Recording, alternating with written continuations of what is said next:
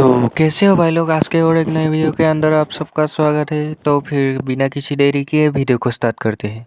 तो चैप्टर के स्टार्टिंग में एमसी बोल रहा होता है कि हाँ, इसने इतने शॉर्ट टाइम के अंदर क्यूआई रिफाइनिंग के 4th लेवल से 5th लेवल में ब्रेक थ्रू कर लिया। ये प्लेस सच में डिमोनिक कल्टीवेटर के लिए एक सेक्रेड लैंड है। कुछ भी हो पर खुद से ही ज़ॉम्बियों को मारना और उसके ब्लड को ड्रेन करना, ये तो सच में बहुत ज़्यादा ट्रबलिज्म है। इस टाइम पे मुझे कुछ क्रॉप्स पेट को बना लेना चाहिए जो कि मेरे लिए काम कर सके। ये सब तो बुद्ध है, बेकार हड्डियों का ढांचा है यार। एक क्रॉप्स पपेट को रिफाइन करने के लिए एक स्ट्रॉन्ग बॉडी चाहिए और डीप रेजिस्टेंस चाहिए। ये सारे ज़ॉम्बीज तो बेकार है मेरे लिए। ये तो एकदम हड्डियों का ढांचा है। मैं इस जगह को टेम्पोरेरी बेस के तौर पे यूज़ करूँगा। इतने बड़े शॉपिंग मॉल के अंदर मैं सूटेबल टारगेट्स को ज़रूर ढूंढ पाऊँगा। ब्रदर हुआ, प्लीज़ मेरी मदद करो। ब्रदर हुआ, तुमने नहीं कहा था कि अगर मैं ज़ॉम्बियों को डिस्ट्रैक्ट करूँगा और रिसोर्स को गैदर करूँगा तो तुम मुझे रिस्क्यू करोगे। ब्रदर हुआ, मेरी मॉम और सिस्टर को मेरी ज़रूरत है, मैं यहाँ नहीं मर सकता। ओह, ऐसी बात है क्या? मैं भूल गया था तुम्हें एक बात कहने के लिए। तुम्हारी मॉम पिछले दिन ही मर चुकी है। स्पिरिट हाउंड गैंग 7 साल की बुढ़ी वुमेन पे मेडिसिन वेस्ट नहीं करती है। क्या तुमने क्या कहा? थैंक्स, तुमने अपने लाइफ को रिस्क में लेके ज़ॉम्बियों को दूर किया है। तुम्हारे मरने के बाद मैं तुम्हारी सिस्टर को गुड केयर करूँगा। तांग हो, तुम इसके लिए पे करोगे? यहाँ पे एक ऐसा कोई चीज़ नहीं है जो रिट्रीब्यूशन कर सकता है। इस वर्ल्ड का रूल है कि फिटेस्ट ही सरवाइव करेगा। ओह, हे कौन है भा? तुम्हारी बॉडी सच में बहुत अच्छी है। एमसी के कहने से ऐसा लग रहा है कि कुछ गंदा काम करना चाहता है इस बंदे के साथ। इस बंदे की आउटफिट बहुत ज़्यादा अलग है। मैंने डंगो सिटी में इस तरीके के पर्सन को रहते हुए कभी नहीं सुना। हे, तुम्हारा मतलब क्या है? मेरा मतलब है कि तुम्हारा बॉडी एकदम परफेक्ट है मेरे क्रॉप्स पपेट की रिफाइनिंग मटेरियल बनने के लिए। तुम सच में एक अच्छे सर्वेंट बनोगे। क्या तुम मौत देखना चाहते हो? ऐसे बोल के वो बंदा अटैक कर देता है एमसी के ऊपर। फिर अपना एमसी गू वर्म से अटैक कर देता है उसके ऊपर और उसका चाकू टूट जाता है। फिर वो बंदा शॉक हो जाता है और मन में सोचता है कि ये पर्सन अपने बॉडी से इंसेक्ट को निकाल सकता है। ये सच में एक्स्ट्रा ऑर्डिनरी है। मैं इसका मैच नहीं हूँ। एक दिमागदार इंसान को पता है कि कब रिट्रीट करना चाहिए। मेरा ब्रदर इन लॉ जाओ है जो कि बॉस है स्पिरिट हाउंड गैंग का। उसके लिए मेरे को छोड़ दो।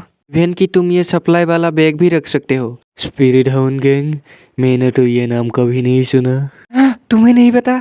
हम लार्जेस्ट ग्रुप है डंगो सिटी के। मेरा ब्रदर इन लॉ जाओ होंग एक एक्स्ट्रा ऑर्डिनरी पर्सन है। वो मुझसे भी 10 टाइम्स ज़्यादा स्ट्रोंगर है।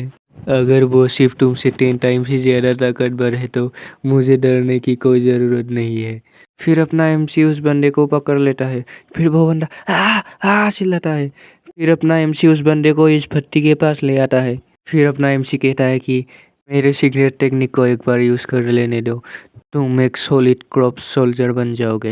हे रुको रुको, मेरे और तुम्हारे बीच कोई भी पर्सनल ग्रजेस नहीं है। तुम क्यों मुझे मारना चाहते हो? ओह, ऐसी बात है क्या? तुमने तो खुद ही कहा था कि इस वर्ल्ड का लॉ है जो कि फिटेस्ट है वो ही सरवाइव करेगा। तुम्हारे जैसे लोगों को मारना मेरे कर्मा में कोई भी इफेक्ट नहीं पड़ेगा। तुम क्रॉप्स रिफाइनिंग के लिए परफेक्ट हो। नहीं नहीं। फिर हमें क्रॉप सोल्जर के कल्टीवेशन के लेवल के बारे में दिखाया जाता है। पहले आता है क्यूआई रिफाइनिंग स्टेज, फिर आता है फाउंडेशन एस्टेब्लिशमेंट, फिर आता है कोर फॉर्मेशन, फिर आता है अपना non chain soul stage. Different refining method के साथ डिफरेंट कैरेक्टरिस्टिक आता है। मुझे जो पता है वो डायमंड क्रॉप्स रिफाइनिंग मेथड है जो कि मैंने क्रॉप्स पपेट से सीखा है। इस मेथड से क्रिएट किए गए क्रॉप्स को बुलेट और ब्लेड से कुछ फर्क नहीं पड़ता। ये बहुत ज़्यादा स्ट्रेंथ को पोजेस करता है और क्यूआई रिफाइनिंग कल्टीवेटर को भी टक्कर दे सकता है अगर ये फुल्ली रिफाइन हो गया तो। फिर अपना 3 दिन के बाद दिखाया जाता है। उस कटोरी से एक हाथ निकल के आता है और वो बंदा निकल के आता है। वो चिल्लाता है, हाँ, मैंने नहीं सोचा था कि मेरे फर्स्ट क्रॉप रिफाइनिंग ही एक सक्सेस होगा। फिर अपना एमसी एफ्राइसल बोल के एक टावर को निकल के लाता है। यह होता है एक low grade magical artefact. Crops nutrient tower, इसे घर के जैसा यूज़ कर सकता है, न्यूट्रिएंट जैसा यूज़ कर सकता है और क्रॉप सोल्जर्स को रखा जा सकता है। Medium grade crop soldier level 2, not bad. मैंने पहली बार ही में इसे बना ही नहीं लिया, साथ ही साथ ये लेवल 2 का भी है। पर 2 इनेट चिल कॉम्प्लीमेंट कर रहे हैं। 2 स्पेल कास्ट करना इस क्रॉप सोल्जर को लेवल 4 तक पहुंचा देगा। ये अब खुद से ही लेवल 4 के क्यूआई रिफाइनिंग कल्टीवेटर को रोक सकता है थोड़ी समय के लिए। लेवल 2 क्रॉप सोल्जर, चलो तुम्हें लिटिल टाइगर करके पुकारते हैं। बाहर जाओ और ज़ॉम्बी के फ्लैश को कलेक्ट करो। फिर वो क्रॉप सोल्जर वहां से चिल्लाते हुए चला जाता है। फिर वो क्रॉप सोल्जर दे धनाधन मारने लगता है ज़ॉम्बी को। ये क्रॉप सोल्जर बिना किसी प्रॉब्लम के इस मॉल के सारे ज़ॉम्बीज को निकल सकता है। मुझे सिर्फ अब बैठे रहना है और रिवॉर्ड्स को लेना है। फिर क्रॉप सोल्जर एकदम फनी वे में, जैसे कि वो ज़ॉम्बियों का शॉपिंग कर रहा है, वैसे वो ले आता है ज़ॉम्बियों को। फिर वो एमसी के पास आते हुए कहता है कि ओह वेल डन, इसके जैसे असिस्टेंट के साथ मेरा कल्टीवेशन स्पीड बहुत अच्छे से बढ़ेगा। मैं ब्लड को एक्सट्रैक्ट कर लूँ तो बाद में तुम इन फ्लैशेस को खा सकते हो। ये तुम्हारे लेवल को बढ़ने में हेल्प करेगा। किसने सोचा था कि सेंगशुआंग कॉन्टिनेंट में बसते हुए आने के बाद इस वर्ल्ड में मैं इतना पावरफुल बन जाऊंगा जो कि लाइफ और डेथ को कंट्रोल कर सकता है, और साथ ही साथ मैं पिछले लाइफ के इन स्नैक्स को भी एंजॉय कर सकता हूँ। मैं तो इस ब्लड मिरर का शुक्रगुजार हूँ जो कि मुझे इतना बड़ा अपॉर्चुनिटी दिया। अनफॉर्चुनेटली मुझे यहाँ पे ट्रांसफ़र करने के बाद ये ब्लड मिरर और उसके फंक्शन को लॉस्ट कर गया। अब यार ये काफ़ी धीरे धीरे एनर्जी को ऑब्जर्व करता है। एक दिन ना एक दिन ये रिस्टोर हो जाएगा।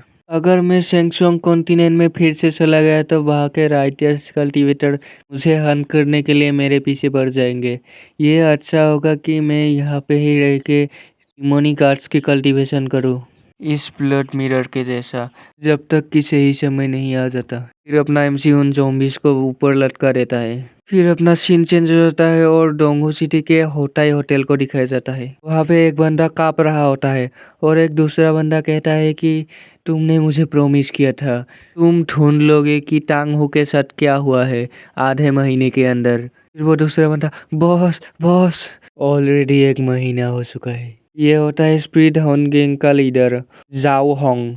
बॉस, मुझे पता चला है कि brother how little Runfa shopping mall के अंदर डिसअपेयर हो चुका है, पर वहाँ पे अभी काफ़ी ज़्यादा डेंजरस है। मेरे 2 बंदे जो वहाँ पे स्काउट करने के लिए गए थे ऑलरेडी मिसिंग हो चुके हैं। वहाँ पे ज़रूर ही कोई हाई लेवल का ज़ॉम्बी होगा, ये मेरा फॉल्ट नहीं है। बॉस, सिर्फ आप ही एक हाई लेवल ज़ॉम्बी को हैंडल कर सकते हो। हाँ, तुमने सही कहा, ये मेरी गलती नहीं है। आफ्टर ऑल तुम एक एक्स्ट्रा ऑर्डिनरी पर्सन नहीं हो। Thank you boss, thank you. पर मैं एक यूजलेस ऑर्डिनरी पर्सन को और ज़्यादा नहीं खिला सकता। फिर वो वुल्फ उस बंदे को खा जाता है। फिर ये बॉस दूसरे बंदे को कहता है कि जिंदा है तो मुझे उसको देखना है, अगर मर चुका है तो मुझे उसके क्रॉप्स को देखना है। हुआंग बाओ, हुआंग और ईयर हाई को ले आओ। चलो चलते हैं सियाओरन फेट शॉपिंग मॉल। तो इसी के साथ आज के एपिसोड को ख़त्म करना चाहूँगा। Thank you for watching.